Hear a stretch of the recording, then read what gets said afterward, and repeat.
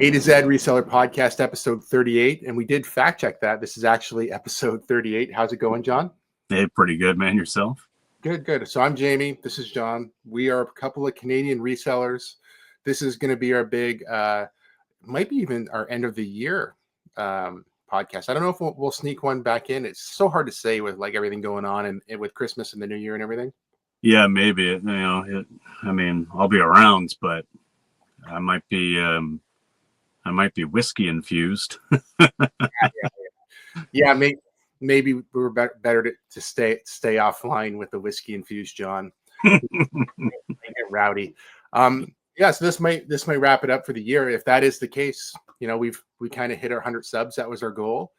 I think we're coming back in the new year, and yeah, unless John gets really out of control with the whiskey, we'll see. Yeah, unless we have some kind of an apocalyptic whiskey event, or like if I win like $10 million over the new year or something, I may not podcast anymore. I might still do it. I don't know. Yet to be determined. I got to buy a ticket first. Yeah, I would still podcast. I'd wear a lot less pants. I know that. Yes. Good call. Yeah. So how's things been going? So Canada Post opened back up. Yeah. Did you get your Poshmark stuff out? Have you used Canada Post? I have a little bit, but interested to know what you're doing here. Yeah, so Canada Post opened back up at a very opportune time for me because I had a couple of sales that were calculated as the expedited light option through eBay. Just a couple of video games that were in very rural, remote BC. So it cost $9.38 or something like that for that expedited light thing. But if I would have sent that through Stallion or some other option or whatever, it would have been like 12 or 15 bucks. And this person bought two of them. So one, they paid the expedited light, and then the other one, for some reason, even though I changed all my shipping policies, it still gave them the option to check out with letter mail for $2.99.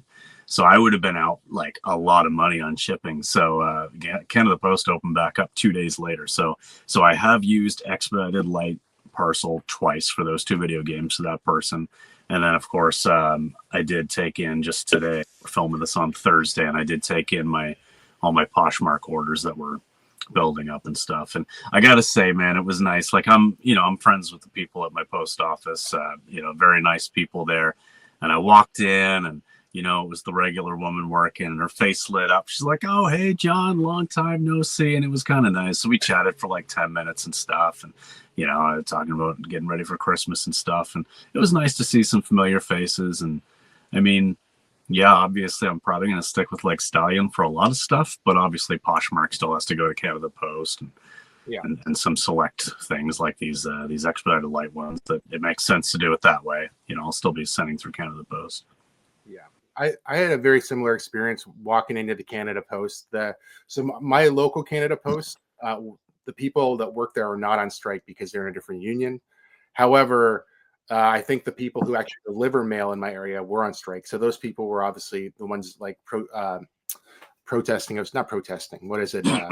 Whatever, right? Boycotting? I don't know what you call it. On strike. Yeah, they're on strike, essentially, yeah. So like they were there every day and just bored. I'm like, I just was kind of joking around with the guy. I'm like, I shouldn't find any dust, right? If I'm looking around here, you guys haven't done anything in a month. It should at least be. He's like, "Oh yeah, trust me, everything is clean." But yeah, a month of doing nothing, that's not super fun. But yeah, very nice to see the local people back at the post office. And like in my situation, nobody was really upset or wound up about it because it wasn't directly. I mean, it involved them directly, but they weren't on strike, So yeah, actually, it's the same thing. The people that work inside the post office, like the clerks inside there, they're a different union as well. So it was the same situation. No, they actually did close down. Like they weren't just going in there and doing nothing or whatever. So, unfortunately for them, they were out of work for the month too, even though it had nothing to do with them. But yeah, I think they were happy to get back and just kind of have something to do. Like, I mean, I know personally I could sit home for a month and no problem at all spend that time getting caught up on, my video game backlog or something like that. But yeah, I can understand if you don't have like extremely time consuming hobbies, it might be nice just to get back into your routine. Yeah. Oh, definitely. Curious, did you get any? So my sales have definitely dipped off this week. I think just because we're so close to Christmas.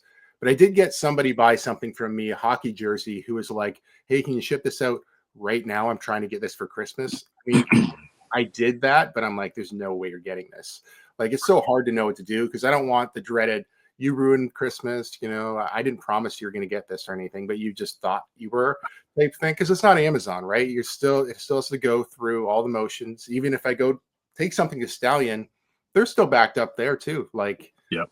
get any of those last minute sales where people were asking or no? No, I mean, I've had some last minute sales where, I mean, if they're hoping to have it for Christmas, it's like, yeah, good luck. But no one has messaged me and said, "Hey, do you think this will get here by Christmas, or will you try," or anything like that. I have had one person that I had mailed out their item on November 14th, and then of course Canada Post went on strike on the 15th. Right. So he had opened up, it was a person in the US who had opened up a claim for item not received. We'd been talking back and forth, and that's the one that eBay had said, like, "Hey, we're going to extend this. You don't have to refund them right away and stuff. Like, we understand what's going on." After talking to eBay a couple of times, what they told me is that they would have automatically refunded this buyer by about the 15th of this month, and that hadn't happened yet. So he's messaged me and said, "Hey, like, I'm not trying to bug you here because I know, you've told me this stuff and I believe you, but I haven't seen a refund from eBay on this." So it wasn't a lot of money. I just refunded him anyway. His shirt's going to show up in a couple of days, probably. Like, whatever. I mean, at this point in time, it's like, I'm just going to do it. Should I have to? No, but eBay's clearly been a little bit unresponsive about it. And whatever, there's my goodwill for the year. Yeah, I've done similar things a few times where you're just like, you do kind of feel bad for the situation. But yeah, I mean, certainly not a habit I'm in to just refund. But sometimes things happen there. Yeah. It's so hard to say with somebody like that too, because you would be covered through eBay. It's just, it is annoying.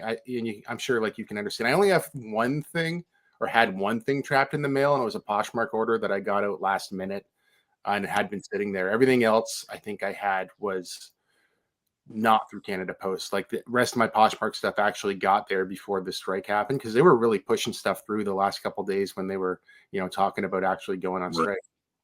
I had one Poshmark order that, so yeah, they reopened on Tuesday, and by Wednesday, yesterday, the money was in my account. So like, it must have been at their post office ready for them, but then they went on strike, so they couldn't even go get it. And then, like, the day after they opened back up, she must have went in, checked her PO box, and there it was, or something. Yeah. It wasn't a big order or anything. I think my earnings from that one was only like $12 or something, but it was just funny, like, go on strike for a month, and then the next day it's like, oh, there's some Poshmark money right away. It'll be nice when that starts to land, because I actually did have quite a bit that was stuck in transit for Poshmark. Like, I had put out probably a good $300 coming from me from stuff that was already in the system that wasn't delivered before they went on strike. Because like, that last week of October, first week of November, right around that range, I remember having a really good week, a lot of Poshmark stuff. What about, two things here, I guess, but Canada Post related in different ways. So for Canada Post, over a whole month, the only thing in my personal mail, I got one from November. I got like one statement from the bank. Not even a statement. I think it was some sort of like, transfer your credit card fees to this card or something I don't want. I just ripped it right up and said, "Wow, you really missed out on that one." That was the only thing caught in the mail for me. So, I don't really get a lot of mail. The other thing that really irked me, and this is an eBay direct thing. So, I think after the strike started, I'm like, oh, you know what? I need to use my coupon, my eBay coupon, and I got supplies. And I think I ordered like some bubble mailers, like the eBay branded ones, right? I'm like, okay, cool, well, whatever. And it marked shipped the next day, and I look, and I'm like, it was already during the Canada Post strike, and the person chose to use Canada Post as shipment option. And I was just like, no, why would you do that? Like, because I know they're going to be covered by eBay, and Are those companies? They're not. It's not actually eBay, right? It's just like another company that sells this stuff for them. Yeah, I'm not 100% sure, but I mean, it's definitely not like eBay themselves. No, I don't think so either. Yeah, But I it's. thought, I mean, it's eBay Shipping Supplies. That's the store name, but it's probably some guy named Brad. Like, you know. probably, Yeah. yeah. I was just like, what a shit move to make, right? Like you know, Yep. they're on strike, and that's what you, whatever. I mean, I don't need the stuff anyway. I was just like, I was very surprised that I'm like, hmm. I It, guess. I mean, I guess maybe the one of the things too, like I should take in consideration is I have an alternative. You yeah. now have an alternative. Maybe this person doesn't, but you just kind of feel like because it is associated with eBay and your store credit that they probably should or maybe live in a city. But Yeah, they probably should have an alternative or get one figured out. But one yeah, thing that kind of irks me about them every time I order is that, like, using my coupon, is that it gets marked shipped same day or next day always, but it might even be almost 2 weeks before they actually ship it. So I know that just means they're printing off the label, they're getting it ready, you know, and they're preparing everything. And maybe they only ship like once a week or twice a week or whatever. You know, they go to the warehouse or whatever it is, or you know, the backyard shed like I've got, and you know, they do that once a week or twice a week. It's just it's interesting. Like I know that that's a practice that eBay themselves doesn't really look fondly upon. Like if you go and you buy the label right away, but you know, so it shows that it's shipped, but you don't actually ship it for 2 weeks. Like that's not really the point. Like you're not actually shipping, you're just marking it shipped. I mean, yeah. I don't know. It seems like again somebody either associated with eBay or maybe some kind of eBay affiliate um, should probably be following those practices a little better, but whatever. I do think so. Yeah. I mean, I'll mark something shipped a day before I drop it off. You know, at Oh, where it's gonna go. But yeah, not multiple days or yeah. pretty crazy. I mean, I have 5 day shipping on mine. Sometimes I'm sure that maybe it is even 2 days if something comes up and then, oh crap, I was planning on going tomorrow. Now I can't go or something. But Yeah. like, yeah, 2 weeks. I don't know. Anyway, Brad, if you're out there watching this, we're sorry, man. We're really not trying to dump on you here. Merry Christmas, bud. Okay, so yeah, so we talked a minute before we started recording here. You're still having some issues trying to get your Poshmark US going, not going Yeah. smooth. Yeah, Well, I thought I had everything all set up. So before I could even list anything, they made me, you know, confirm my identity. I had to send in my driver's license and stuff, like, you know, photos of that front and back so they could know who I am. And, you know, I explained, hey, I'm actually in Canada. And, you know, that's why I can't put in like a physical US address for myself. Like yep, one will show up, like, because I'm shipping through Stallion and like I've got like a Dearborn, New York address or something like that. Like that's what's in the account. But that's not actually my physical legal address, and I can't give you that because your platform only allows US addresses. And so anyway, that was fine. I got it all squared away, listed a whole bunch of stuff, and you know what, I'm going to put a plug in here for Sidekick tools. I started using the cross listing thing, even though I talked about it before, like I probably wouldn't use it. But right. now that I'm using a third platform, what I was able to do was import all of my inventory from my Posh Canada and then just very quickly have that all in drafts. So I was Yeah, able to pump out like 100 listings to Posh US the first day and really build it up. So that was actually a huge benefit. Um, so yeah, now I've got like 200 listings there. I've already sold something, sold a really nice wool pea coat for like 48 US. But nice. the second that it's sold, um, I got a message from Poshmark that said, hey, you got to verify your account so we can send you the shipping label. Like you can't actually ship this to this buyer until you verify who you are by giving us a legal name and address. It's like, we already went through all this. So anyway, Yeah, I messaged support again and said, like, why are we going through this again? You have all this information. That was a couple days ago. So we're filming on the 19th. I sold this on the 14th or 15th and haven't been able to do anything with it because I've been waiting for Posh US, like Posh support, to get back to me. which yeah, Posh support is horrible, really Yeah. bad. There's Oh, yeah.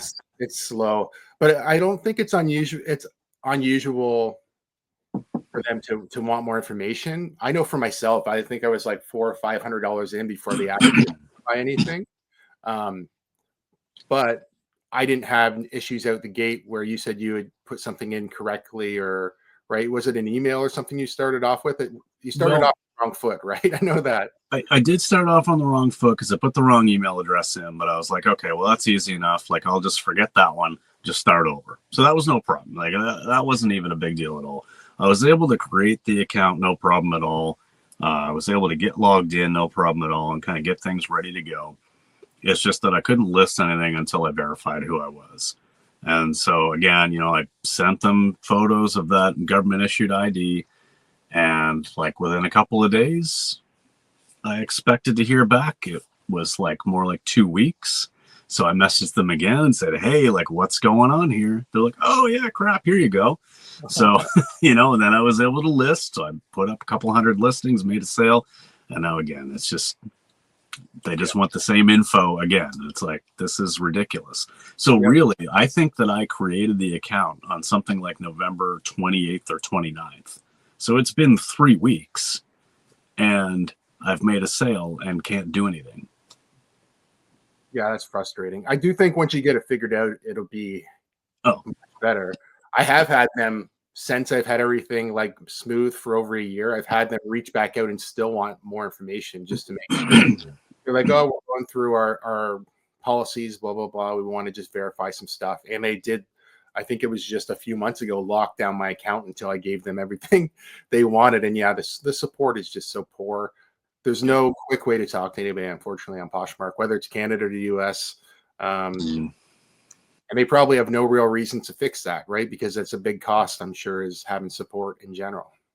Yeah, I guess. I mean, it just seems really interesting to me because, I mean, the more sales they make, the more sales I make and actually ship out, the more money they make. I mean, you think you would want to be doing everything you can to promote sales on your site, since your entire business model is make sales on your site. Yeah. I mean, that's how they make money, from the fees. So I was this morning when I was shipping, and I was listening to. Did you ever listen or watch Tech and Sports? I think his name is. You know who that guy is? I don't think I do. No, he's a clothing seller, and he just recently has been like, I think he's like he was a big time clothing seller. I don't even want to pretend like I know a whole bunch about him or anything, but I do listen every once in a while when he live streams. He was talking about a new eBay for clothing sellers. They're going to change, I think, in February, your condition. So like what each condition means. Like good potentially means there's flaws and holes, right? Excellent would be like it's basically brand new without tags. And if you don't do anything or comply by this new rule change, it's going to just change. It's either going to change all your listings to good, or it might actually just go through and delist your listings if you don't update it. Oh, wow. I don't remember getting an email from eBay about this, but they were talking about that they sent this out, or maybe it was like in a newsletter or something. Have you heard anything about this? It's just basically like a new standards of it would be for like INADs and stuff, right? Like if you listed your stuff as perfect and there's holes in it, well, then I guess somebody could say like, in the condition, it actually says what qualifies for good, poor, excellent, whatever, right? Yeah, I mean, I that sounds familiar. I feel like I did see something about that a long time ago, but I don't really know like what. So, I mean, if they implement that, does that mean then that every single listing you have that's under the clothing category, you're going to have to go in and change manually each of those conditions? Because right now it's either new without tags, pre-owned. Yep. Right? Like those are the three options, I think. I don't think there's anything else. Maybe there's a damaged or defect one, but I think it's just like new with tags, new without tags, and pre-owned. So yeah, it's almost to replace like what like myself or what you would do, where you would go in the description and you might put pinhole, blah blah blah. Maybe there's an issue with stitching. You would put your defects in there. So this, I think, by selecting the proper category there, it sort of just gives you that all these things could possibly be wrong with it, right? So it gives you a little bit of protection, but it also gives, I guess, the buyer potentially a little bit of protection too, because it's like, well, this isn't supposed to have holes, and it does, or vice versa, right? Well, so I definitely don't mind that. I think that's decent, especially like with video games and stuff. There's an acceptable, good, very good, like new, and new. So there's tiered conditions there, and I mean that's fair, right? I guess the only thing is like how do you implement something new like that with all these listings that already exist? I mean, I sell mostly clothing, so what do I need to go in and manually read through each one of my descriptions to see if I've because I don't remember everything, right? Like, oh crap, this shirt is pre-owned. Like, do I look through every picture, read through every description of 500 plus listings? Yeah, so that I know what I got to revise it to? Like, that's crazy. That was their concern, and I think their thought process was that it potentially might default everything to good if you don't change anything. But they also, like I said, they were concerned that when eBay has done things like this in the past, sometimes it can just delist your item because you're not, you don't have the item specifics. Remember when they did the thing where you had to have certain specifics and they gave you a time frame to fix it? That's kind of what's going on now. This could also just only be for US sellers. I know that this particular guy is a US guy, but I mean that's where most of my stuff is. So it's on the .com site. So potentially you. Yeah, the .ca site tends to only get like 10% of the features and functions as the .com. So maybe I don't have to worry about it, but you do. But I am worried about it because that would be a huge pain in the butt to have to go through and manually do all that. Yeah, if I can find what I'm talking about, I'll try to throw up a screenshot and I'll link the article below, and then I'll send it to you as well, John, if you can find it. I definitely know I looked at it. I should have took a screenshot on my phone just so I could show you what it was. Yeah.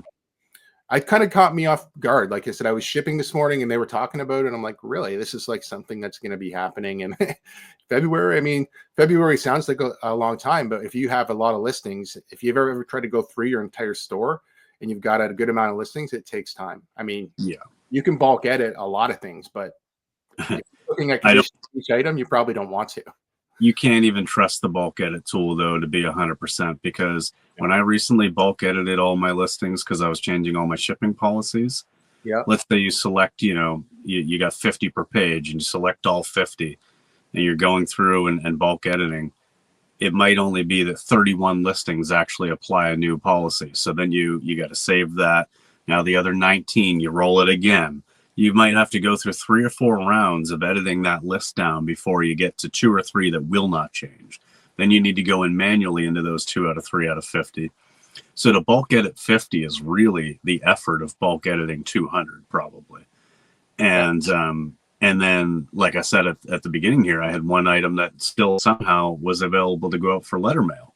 Like, I changed all of that stuff. I should only have 3 shipping policies, no 4. Calculated, expedited, light, which I left on for those smaller items, knowing that that's going to cover it most likely, even if I go through Stallion, right?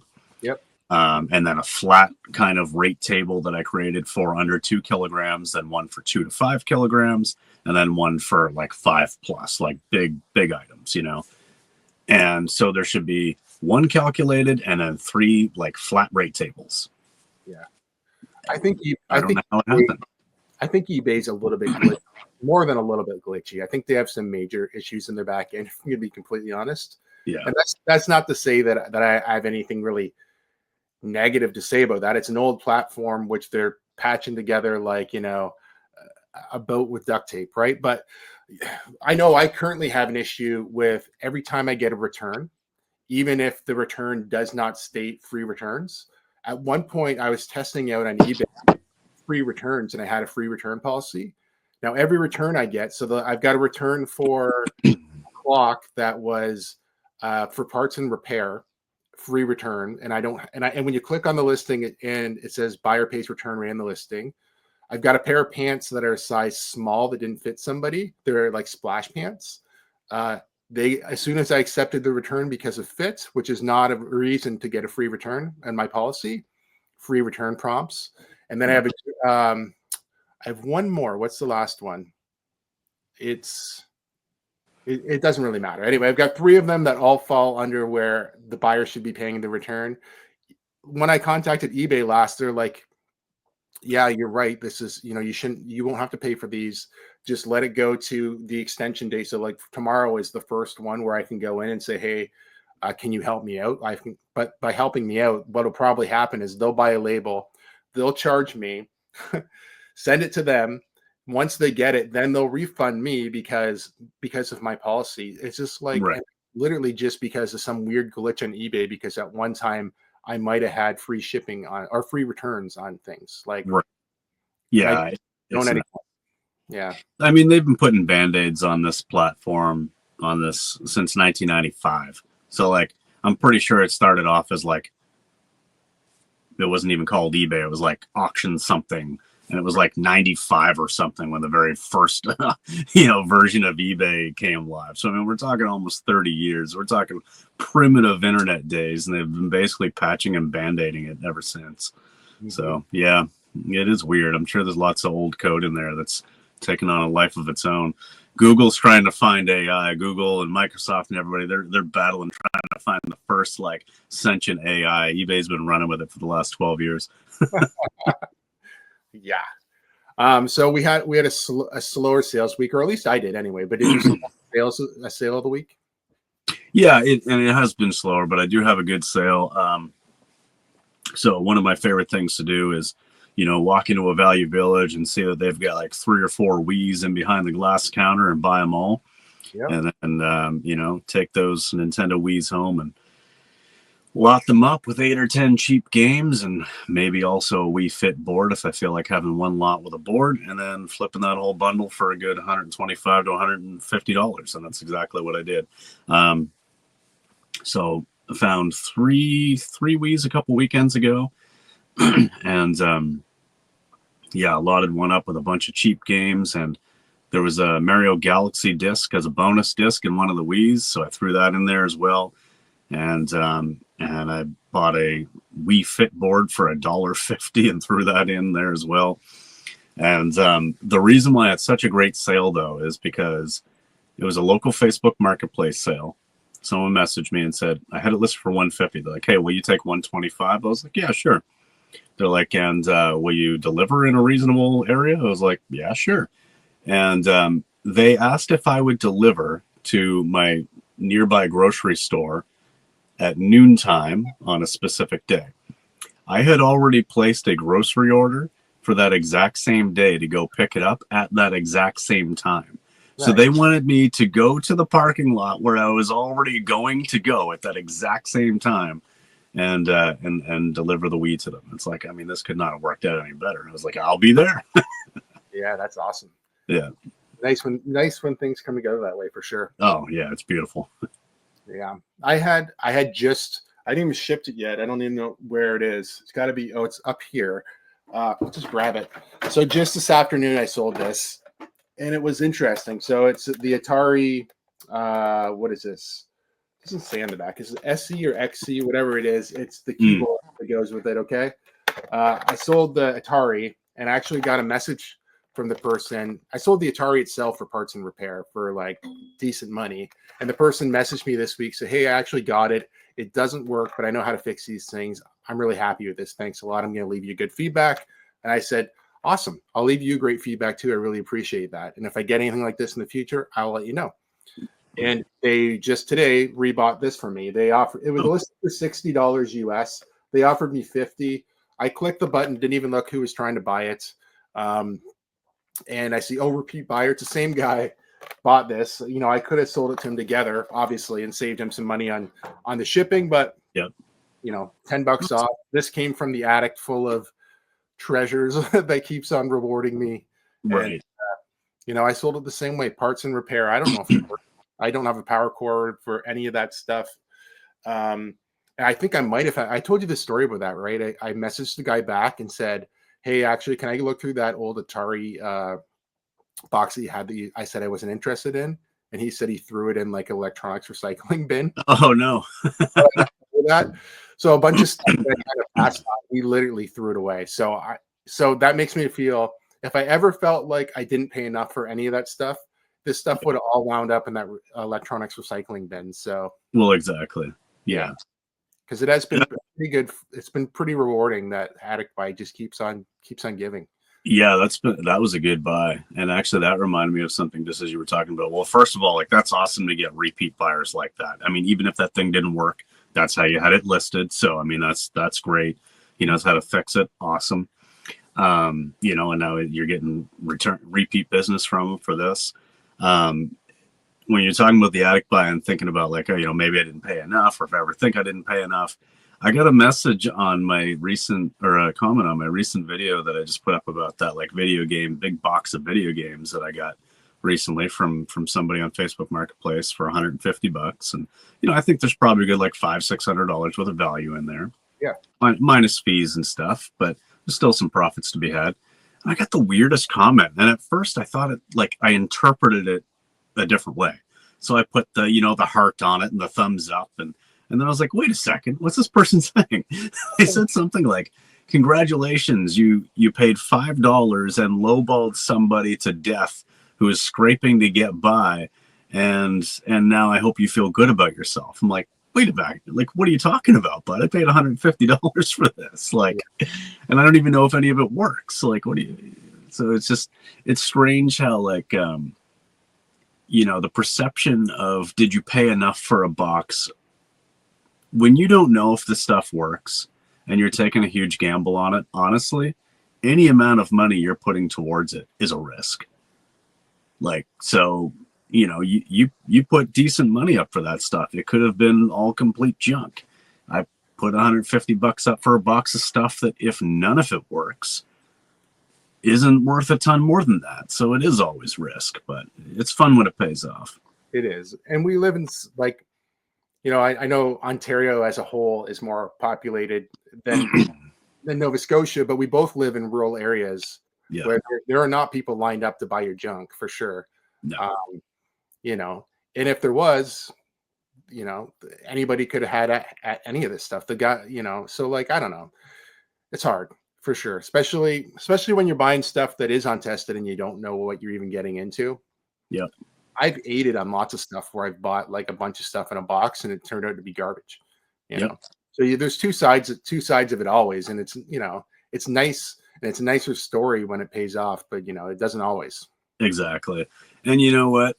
I'll just put this out there. You know, it's not to toot my own horn, but just to give a little bit of clarity on it. Like, there are times when I've been somewhere where someone was practically giving something away, and I was like, you know what? I can't pay you what you're asking here. They're like, oh, is it too much? I'm like, no, like you're giving me this box of stuff for $10. I can't do that to you. I need to give you at least $50 for this, because I know that there's hundreds of dollars in there for myself. Right. Like, and I remember, and it wasn't just because I knew who she was, but there was a girl having a yard sale one day who a couple of years ago, who was the sister of a girl I went to school with. She was a little bit older than me, but you know, I knew who she was at least. And she had like all this old Nintendo stuff. Like, she had like Mega Man games in box and everything. Like, she had probably $3,000 worth of Nintendo stuff there. She didn't know if any of it worked. But she had it out for like the box for $20. And I was like, okay, I'm not going to do this to you. Do you have a way of testing this and seeing if, you know, like, you know, or have you ever thought about eBay or anything like that? She's like, well, yeah, I've sold some stuff on it before, but I wasn't really sure. She's like, I do have a Nintendo in there. I was like, you should test this stuff. And I showed her sold comps on a couple of things. I was like, you're sitting on thousands of dollars. I'm not going to give you $20 for this and walk away. Like, I could have, but I wouldn't have felt good about myself, you know? Yeah, I think that's fair. Like, and it really depends on the situation too. Like, you clearly see a whole bunch of stuff. I mean, you could have negotiated something with her or whatever, but yeah, I think that's still a good thing to do for sure. Yeah, that was my one good deed for the year. I try to do one. One. Everybody gets one. Yeah. Do you have any New Year's resolutions, whether it be business or personal? I don't typically get into resolutions too much, but you know, I mean, I do have a little bit of a goal to go back into my second year of softball since returning after a long break. So I want to go into the spring in softball in a little bit better shape than I started off this year. So, I'm going in reverse now because this time of the year is drink, eat, put on pounds and whatever. Yeah. But I'm gonna get back into the running a lot. I mean, in 2018, I did a year-long run streak. I averaged over 7 kilometers a day. I ran 2 marathons. Like, I was in peak prime shape in my mid-30s, and I've let it go a little bit. So I think I want to, get back into the running a little bit in the new year. Get back into some better shape, and then go into softball season like ready to go. That's awesome. Yeah, because I mean, realistically, I probably only have like even if I play till I'm 60, that's less than 20 years left that I can be out there playing softball. I might as well try to make the best of it. Yeah, I mean, if you play to your 60s, that's pretty impressive in general. Yeah. Yeah. Well, there is one guy in our league. He plays for the other team that's in the town that I play for, and he's 60, and like, man, he's still really good. Like, he plays the outfield and he covers left field really well. Good batter, good runner, a solid player. Like, if he was on, in a video game, he'd have like a high 70s to low 80s rating, like just a good solid player. And he's 60 years old, man. So it's kind of inspiring. That is inspiring. Yeah. I think for me going into next year, one of the things I really want to try to do, besides, the regular stuff, I would like to get into better shape, blah, blah, blah. But reselling wise, what I'm going to try to do, and I think I'm going to commit to doing this for a month. I'm just going to journal. I'm going to get a bullet journal, and I'm just going to, for the day, every single thing I do, document what I do. So if I list for an hour when I wake up, that's fine. If I'm sourcing or if I'm driving, I just want to see on paper, where I'm spending my time. And what I'd like to be able to do is condense my time into maybe a 9 to 3 period where this is where I'm going to really focus and do what I need to do. If I do things outside of that time, that's fine. But I really would like to kind of get into some routine where I don't feel like, right now, I honestly feel like I wake up, start my regular reselling stuff, and then I don't really stop until maybe I sit on the couch, but then I find myself on the couch in the eBay app, doing whatever, answering questions. I'm like, you know what? I think it's time to have a little bit more of a healthy relationship with maybe online in general. So I just like to see where I'm spending my time, and then if I can see it physically on paper, and I'm truthful about it for a month, I can say, you know what, like I probably wasted an hour and a half here. If I would have just spent this time here, I could have just at nighttime, I could have just relaxed and I wouldn't have had to like try to do these extra things. So I'm just going to try to like, and I like routine. So that's good. So it's not a big issue if I build a routine to stick to it.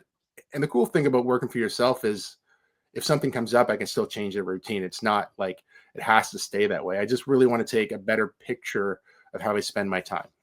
That's fair. And that is healthy. I mean, I use an app, just like a basic free app called, I think it's called Hours Tracker or something. And I use it just to, you can clock in and then like have different like tags for what you were doing during that time. And for me, that's just to kind of get an idea of how much time I'm putting into it. So for somebody part-time like that, like me, that makes sense. I don't really care what the numbers are. It's more out of curiosity. But yeah, for someone who's doing it full time, like you're working for yourself, but you still need to maintain a work-life balance. There is still like a healthy, like, okay, it's quitting time, and like now it's Jamie's time, instead of Jamie from eBay's time. And right. Yeah.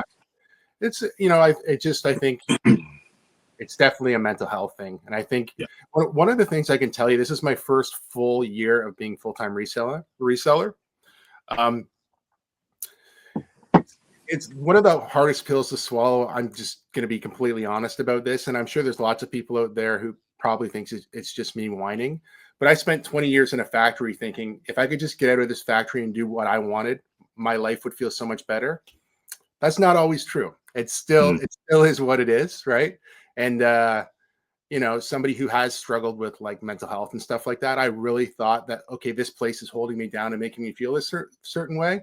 It's not really necessarily always the case. So to kind of get to be at a point where you're doing things in a way that's successful and you're like, you think all these things should fall into place now and be perfect. That's not the way life works. And I knew that honestly when you think about it in the big picture, but it's just interesting that that's just sort of the way life treats you sometimes. Yeah. No, I mean that's fair for sure. Like a lot of times, you think, all right, well, especially, if you're working for yourself, you're kind of in control, and you feel like you should be more in control of the results because you're in control of the process. But there is only so much you can do. Like you can only set yourself up for success, set yourself up for the routine, set yourself up for things to go your way. And it doesn't mean that it's always going to go that way. Like you say, one of my favorite scenes and quotes from The Office is like, I don't know if you remember, there's an episode where like they're all going out on sales calls, right? Yeah. And so Dwight has to take out Ryan, who's the temp, and like they go out and it just doesn't work. Like they don't make the sale, and Ryan's just like, man, I don't get it. I did everything right. And Dwight just looks at him. He's like, kid, you know what? Sometimes you just fail, and that's life. And it's like, it's a simple thing, but also you can tell, like in this absurd comedy of a show, that was actually just this great, like clear, focused life lesson for anybody watching. Like it's okay. Sometimes you just fail. Yeah. I don't know. I carry that with me, even though it's just like this stupid little quote from The Office. But no, I think I like that actually. And I do kind of remember that too. I was a pretty big, I want to go back and I've rewatched a lot of shows, but I haven't went back and rewatched The Office. That's probably should be in my agenda for 2025. I go through it every year. Just like sometimes it's just up. I got a little TV right above me here while I'm working. Sometimes I just have it playing. So I'm not really like intently watching, but yeah, I usually go through it every year. And as always, thank you guys so much for watching. If you do like videos like this, please give this one a big thumbs up. If you're not subscribed to the channel, please consider subscribing for more content, and we'll see you guys next year.